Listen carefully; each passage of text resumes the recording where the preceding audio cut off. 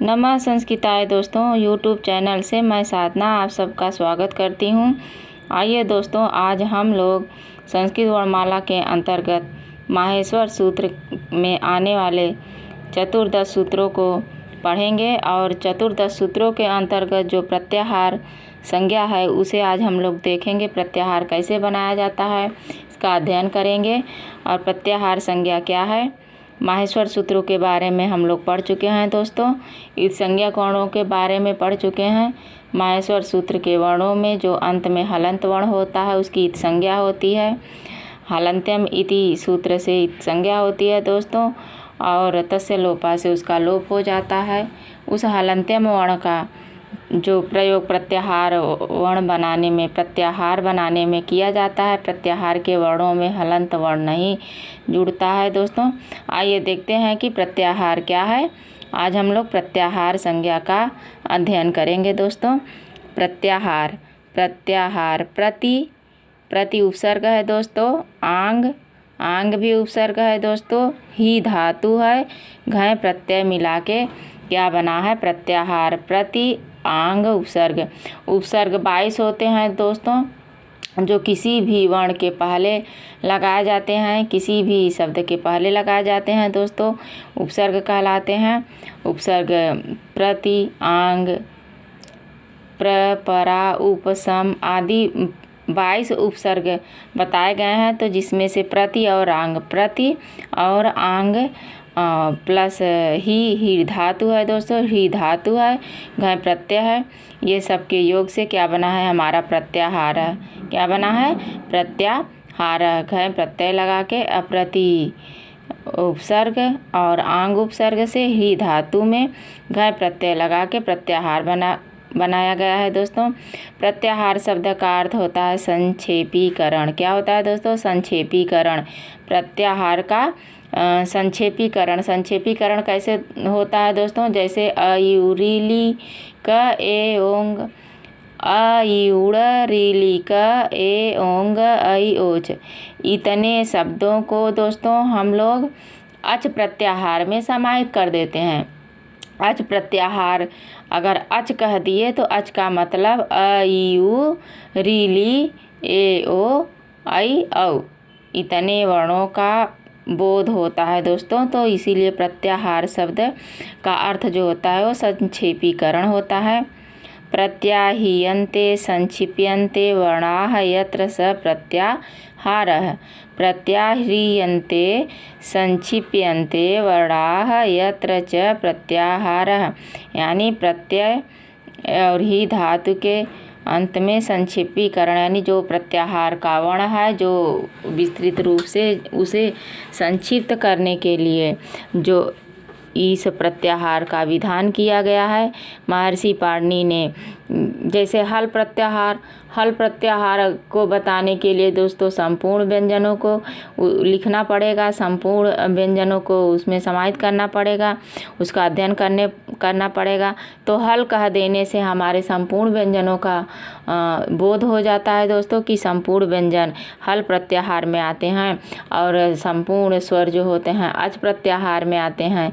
इसी तरह प्रत्याहार बनाए जाते हैं दोस्तों। उन्हें संक्षिप्त करने के लिए, उनका लघु रूप बनाने के लिए, छोटा करने के लिए, जैसे हल का जो है अब क से लेके ग तक के सारे क से लेके ह तक के सारे वर्णों को पढ़ने से अच्छा है हम, या लिखने से अच्छा है हम हल लिख दें। तो हल से हमारा ये बोध हो जाएगा कि प्रत्याहार बोध हो जाएगा कि ये संपूर्ण हल जो है व्यंजन के अंतर्गत आते हैं, ये व्यंजन है, इसीलिए व्यंजन को हल कहते हैं, अच को स्वर कहते हैं। तो अच प्रत्याहार है और प्रत्याहार के अंतर्गत आने वाले वर्ण प्रत्याहार वर्ण कहे जाते हैं।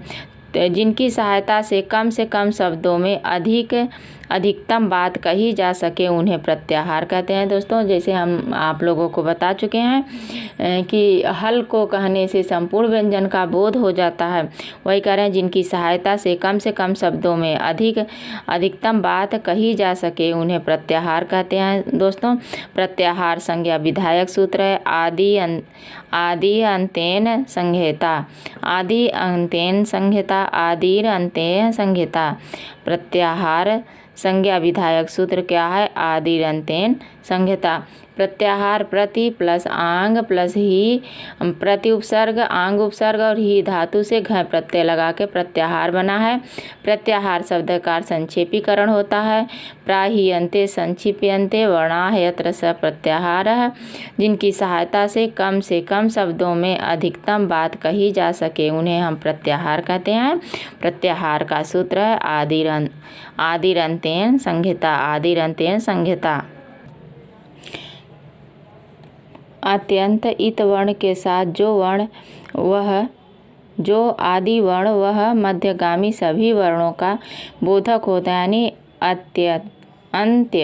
अंत्य मतलब इति, अंत्य इति वर्ण के साथ, यानी प्रत्याहार के जो सूत्र के जो अंत में इति वर्ण अर्थात हलंत वर्ण है, वर्ण के साथ जो आदि वर्ण वह मध्यगामी सभी वर्णों का बोधक होता है।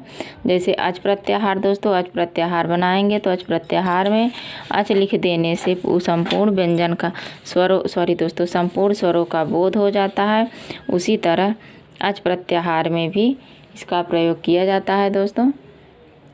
मध्यगामी यानी उसके बीच का जितने भी वर्ण होंगे उनका बोधक होता हुआ स्वयं का भी बोध कराता है। जैसे अड़ में अड़ प्रत्याहार अयुड़ में के सूत्र से अ से लेके इत संज्ञक वर्ण ड़ से मिलकर बना है, जिसमें अ यू ये 3 वर्ण आते हैं। जैसे इसी तरह जैसे अच बनाएंगे तो अच में अच हो जाएगा, अ लेके च, उसके बाद जितने वर्ण आएंगे अ यू रीली ए ओ आई औ, इतने वर्ण अच प्रत्याहार में हो जाते हैं। इसी प्रकार इक प्रत्याहार दोस्तों, इक प्रत्याहार में अ उड़ रीली क इन 2 सूत्रों से बना है। यहाँ ई से लेकर क के बीच के सभी वर्ण ई उ री ली इक प्रत्याहार में गिने जाते हैं।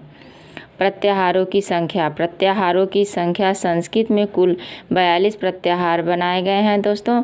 कुछ विद्वान र और अम प्रत्याहार भी मानते हैं, अतः इनके अनुसार प्रत्याहार 43 अथवा 44 हो जाते हैं। मूल रूप से प्रत्याहारों की संख्या 42 है दोस्तों। कुछ जिसमें र और अम प्रत्याहार भी मानते हैं, कुछ विद्वान लोग र और अम प्रत्याहार भी मान लेते हैं, तो उनके अनुसार से प्रत्याहार 43 या 44 माने जाते हैं दोस्तों। जैसे अभी मान लीजिए क्वेश्चन हुआ कि कुल प्रत्याहारों की संख्या कितनी है, तो कुल प्रत्याहारों की संख्या 42 है दोस्तों। और र को मिला के प्रत्याहारों की संख्या कितनी हो जाएगी, र को मिला के 43 हो जाएगी, और र और अम दोनों प्रत्याहार मिला के कितने हो जाएंगे, तो 44 हो जाएंगे। इसीलिए इसे याद रखिएगा दोस्तों कि कुल प्रत्याहारों की संख्या 42 है, र और अम को मिला के 44 होगा, र को मिला के जो है 43 प्रत्याहार, कहीं कहीं 43 मिलता है, कहीं कहीं जो है 42 प्रत्याहार मिलता है। वैसे मूल रूप से तो 42 ही प्रत्याहार होते हैं, लेकिन र जो ये र होता है इसी को मिला के 44 भी हो जाते हैं। 44 प्रत्याहार माने गए हैं दोस्तों, 43 या 44 भी हो जाते हैं कुछ विद्वानों के अनुसार दोस्तों, और लेकिन मूल रूप से तो 42 ही होते हैं।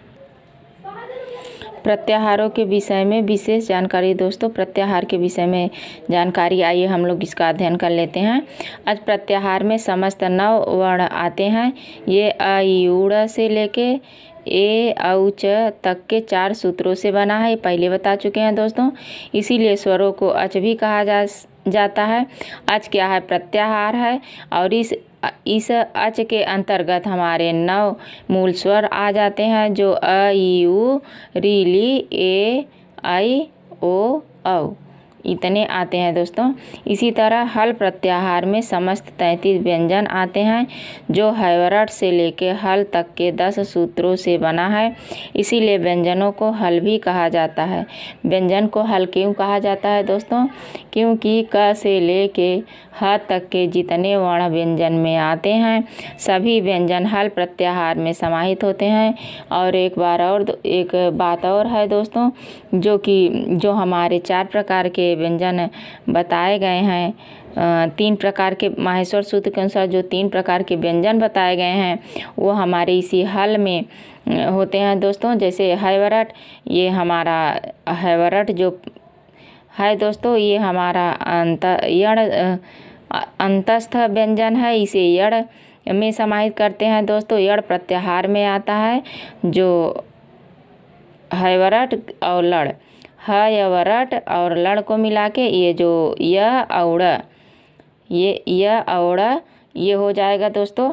तो जैसे हम यड़ हैवरट के यड़ को देखते हैं दोस्तों कि यड़ य व और र ल ट